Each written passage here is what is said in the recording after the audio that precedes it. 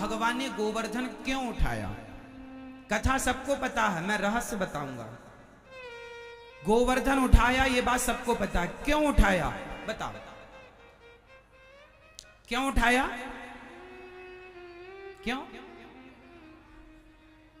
इंद्र पानी बरसा रहे थे इसलिए? ये तो आपको पता है कि पानी बरस रहा था तो गोवर्धन। आपके लिए मैसेज क्या है, आपके लिए सीख क्या है उस कहानी से, उस कथा से? आपके लिए शिक्षा ये है कि भगवान ने पहाड़ को उठाया, मतलब समाज को शिक्षा दी कि आप अपनी प्राकृतिक सौंदर्यता को बनाए रखिएगा। पहाड़ों का आज दोहन हो रहा है या नहीं? पहाड़ों को काट काट करके मल्टियां बनाई जा रही हैं, पहाड़ों को काट काट करके आज घर बनाए जा रहे हैं, मॉल बनाए जा रहे हैं। अभी मैंने सुना, आज ही न्यूज में सुना कि कहीं बहुत ज्यादा बारिश हुई हिमाचल में, कुल्लू मनाली इत्यादि, बहुत ज्यादा बारिश हुई। व्यास नदी है, इतना उफान आ गया कि गलियों में नदियों की तरह पानी बहने लगा, घरों में घुस गया, घर गिर गए, गाड़ियां बह गई, ट्रक बह गए, ब्रिज बह गए।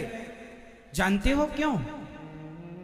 क्योंकि उन पहाड़ों का आपने दोहन कर लिया। पहाड़ों में आपने घर बना लिए, होटल बना लिए, आपने नदियों के किनारे अतिक्रमण कर लिया, कब्जा कर लिया। आपकी इच्छाएं इतनी होती हैं कि आपका बस चले तो आप सब जगह कब्जा कर लें। तो देखो फिर प्रकृति कहीं ना कहीं अपना रास्ता तो निकालेगी। इसलिए भगवान ने गोवर्धन उठाकर मैसेज दिया कि ये जो पहाड़ हैं, ये पहाड़ तुम्हारे रक्षक हैं, ये वृक्ष हैं, ये तुम्हारे रक्षक हैं। मनुष्यों, प्रगति करना, विकास करना, पर प्रकृति ना उजड़ जाए इसकी चिंता रखना, प्रकृति का संरक्षण करना। तो भगवान ने गिरिराज जी उठाकर ये मैसेज दिया कि आप अपने, अच्छा बताओ, पेड़ों का और पहाड़ों का प्रकृति से क्या संबंध है, जरा मुझे बताओ। पर्वतों का होना जरूरी है या नहीं? बोलो हाँ। पेड़ों का होना जरूरी है या नहीं? बताओ। वृक्षों का और पहाड़ों का होना क्यों जरूरी है? होना जरूरी है, आपको पता है क्यों जरूरी है, ये बताओ। बताओ मैया, बोलो मेरी मां। क्यों? जो मेन कारण है वो आप नहीं जानते, जानते होंगे पर अभी विस्मरण होगा आपको। जहां पहाड़ ज्यादा होते हैं, जहां वृक्ष ज्यादा होते हैं, वहां पानी ज्यादा गिरता है। आज आपने देखा होगा कहीं ज्यादा पानी गिरता है, कहीं सूखा पड़ा है। क्यों? क्योंकि प्रकृति का सिस्टम चरमरा गया। भाई पहाड़ थे, हवा जब चलती, मानसून जब आता है ना तो मानसून टकराता है। समझो क्या साइंस क्या कहता? भाई मानसून आ रहा है, मानसून आ रहा है। भाई मानसून आ तो रहा है, जब तक वो टकराएगा नहीं। किससे टकराता है? तुम्हारे घर से नहीं टकराएगा, तुम्हारी खोपड़ी से नहीं टकराएगा। मानसून टकराता है पहाड़ों से। मानसून की गति रोकते हैं पहाड़, पहाड़ रोकते हैं, और जो जंगल हैं, पेड़ हैं, वो उस मानसून की गति को, हवा को रोकते हैं, और वो पानी बरसाने के लिए मानसून को विवश करते हैं। ये ईश्वर की एक व्यवस्था है। पहाड़, वृक्ष, ये भगवान के कार्य करता है। बोलो हाँ। आपने सारे वृक्ष उजाड़ दिए, आपने मीन से जो उजाड़ दिए हम उनका कह रहे हैं। लोगों ने पहाड़ उजाड़ दिए। अब या तो पानी बरसता नहीं है, या बरसता है तो इतना बरसता है कि फिर आपको पानी में बैठ के कथा सुननी पड़ती है। अच्छा, आज के 20 साल पहले, सिर्फ 20 साल पहले, आप में से कितनों को याद है? मेरी बात समझ जाओ तो बताना। आज के 20 साल पहले मैंने स्वयं ने देखा 15 साल 20 साल ही ठीक कहूँ, हाँ 20 साल पहले मैंने देखा है, आप लोगों ने भी देखा होगा। पहले ना एक एक महीने की झड़ी लगती थी, लगी आज सावन की फिर वो झड़ी है। बोलो हाँ, पहले महीने महीने 15-15 दिन क्या लगती थी? झड़ी। अब बताओ आपने आखिरी बार वो झड़ी कब देखी? देखी नहीं, ये झड़ी नहीं है, ये तो पानी आया गया। 24-24 घंटे झड़ी लगती थी, टिप टिप टिप टिप रिमझिम हल्की सी फुहार बरसती रहती थी। अच्छा एक बात बताओ, पानी बरसा और खत्म, इससे प्रकृति का लाभ नहीं है। अभी जो पानी मेरठ में गिरा वो कैसा गिरा? बहुत तेज गिरा, गिर के खुल गया, सारा पानी बह गया। पानी ऐसा नहीं गिरना चाहिए। पानी कैसा गिरना चाहिए? धीरे धीरे धीरे धीरे पानी गिरने के लाभ क्या है? वो जो बारिश फुहार वाली होती है रिमझिम, वो पानी जब जमीन में जाता है तो धीरे धीरे उस पानी को मिट्टी ग्रहण करती है, उस पानी को माटी पीती है, उस पानी से जमीन का वाटर लेवल ऊपर आता है। आज मेरठ में कितने फीट में पानी है? कितना फीट खोदने पर पानी मिलता है? सब उत्तर दो। कितने? 100, 200 या 50? 200 फीट, 100 फीट, 200 फीट लगभग। देखिए आप कह रहे हैं 2, चलो मैं 100 मान लेता हूं। आज हमारे देश में बहुत सारे राज्य ऐसे हैं, शहर ऐसे हैं जहां 500 फीट खोदने पर भी पानी नहीं है, जहां 1000 फीट खोदने पर भी पानी नहीं है। बताओ 1000 फीट पानी नीचे चला गया, क्यों? क्योंकि जो प्रकृति है, प्यासी भारत माता है, इस भारत माता को हम लोगों ने इतना कंक्रीट दे दिया है, इतना कंक्रीट दे दिया, सीमेंट दे दी, इतना पक्का कर दिया कि पानी को जमीन में जाने की जगह नहीं है। अब पृथ्वी मां प्यासी है, पानी तो बरसता है, बढ़िया बारिश हुई वो बह गया, उससे प्रकृति का कोई लाभ नहीं है। पानी तब बढ़िया होता है जब वो धीरे धीरे। आप में से कितने लोगों ने वो झड़ी देखी है कि वो हफ्ते भर पानी बरसता ही रहता रहा है, दिन रात झड़ी चल रही है हल्की हल्की? आपने देखी कि नहीं? पहले सावन में झड़ी लगी रहती थी, कभी खुल गया, घंटे भर के लिए खुल गया, 2 घंटे के, बाकी दिन रात पानी झड़ी झड़ी झड़ी हल्का। कच्चे घर हुआ करते थे तो पूरे टाइम हम लोग बाल्टी लिए घूमते रहते थे, यहाँ चू रहा है पानी तो यहाँ रख दिया, यहाँ लोटा रख दिया पूरे। पहले घर तो खप्पड़ वाले थे, मुझे खूब याद है बारिश में हम लोग सो नहीं पाते थे क्योंकि पूरा गीला हो जाता था, है ना? कहीं यहाँ पूरे घर के बर्तन बिजी रहते थे पूरे घर के बर्तन बिजी रहते थे। यहाँ पानी टपक रहा तो यहाँ बाल्टी रखो, यहाँ तपेली रखो, यहाँ लोटा रख दो, यहाँ पे गिलास रख दो, पूरे बर्तन बिजी हो जाते थे। वो दौर हमने खूब देखे, बर्तन मैं खुद रखता था बारिश के टाइम पर। वो पानी लाभदायक था और प्रकृति में पानी बहुत था जमीन पर। आज जमीन में पानी, आज आप लोग छत में पानी जितना बरसता है बह जाता। आज भारत देश का कोई भी आदमी, कोई मतलब 95% लोग गैर जिम्मेदार रहते हैं भारत देश में।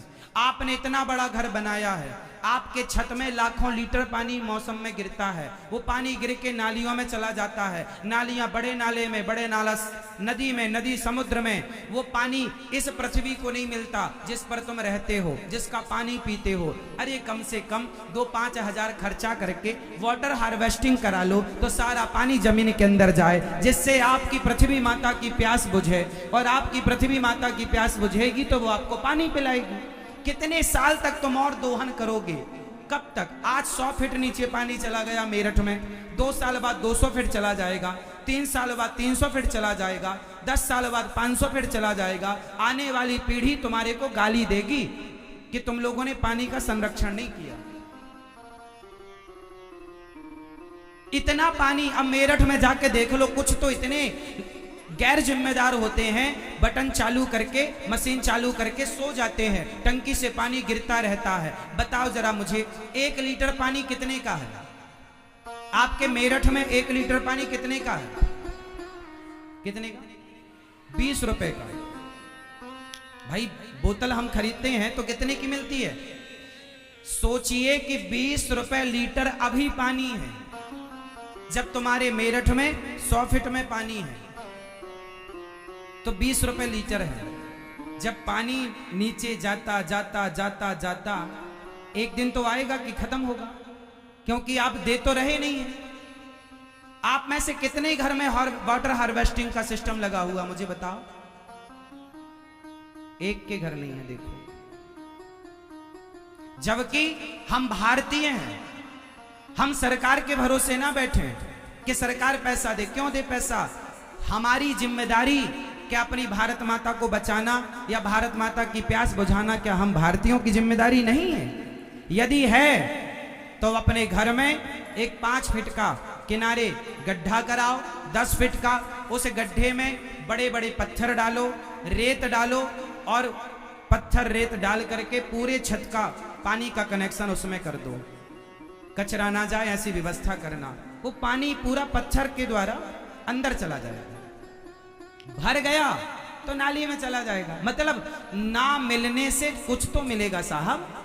यदि तुमने एक मौसम में 1 लाख लीटर भी पानी तुमने अपने पृथ्वी माँ को पिलाया, तो 1 लाख लीटर एक एक घर से यदि पृथ्वी माँ की प्यास बुझाई गई, तो सोचो वो जो आज 100 फीट पानी है नीचे, वो 30 फीट में ना आ जाए तो कह देना।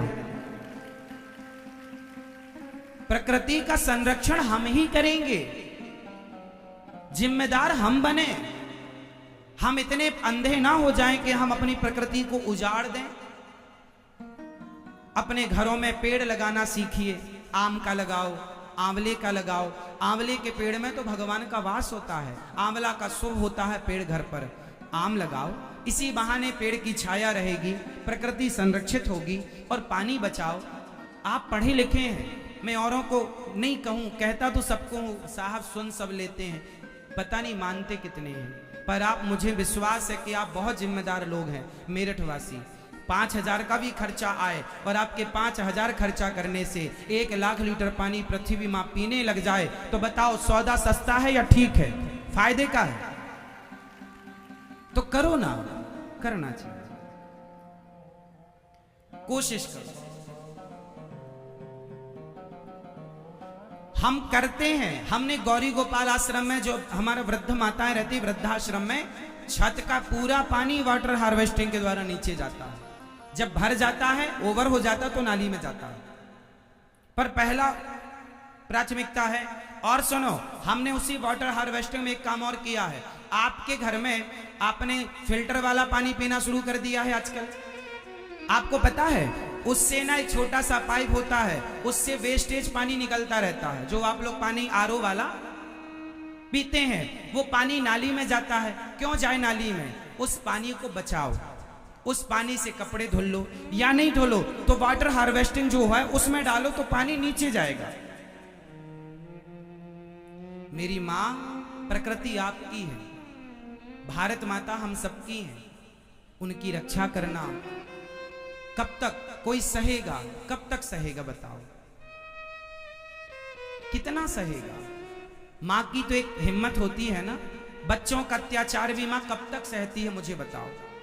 जब सहन से बाहर हो जाता है ना, तो मां हाथ खड़े कर लेती। अब नहीं, ये पृथ्वी मां है, कहीं ये हाथ खड़े ना कर ले। इसलिए जागरूक बनो, पेड़ लगाओ और जल बचाओ। कितने लोग जागरूक होंगे बताओ मुझे? आप लोग अभी आज ही घर जाके और छत का पूरा पानी वाटर हार्वेस्टिंग के द्वारा जमीन में डालने की कोशिश कीजिएगा। करेंगे? कितने लोग करेंगे? पीछे वाली मैया हाथ नहीं उठा रही हो, लापरवाह मेरी मां।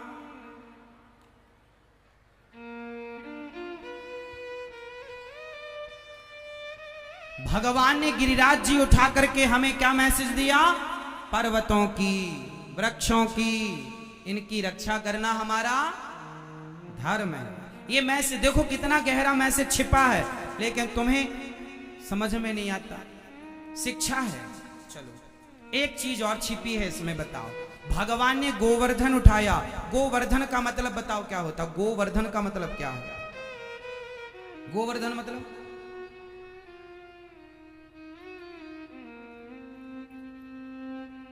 गोवर्धन मतलब क्या होता है?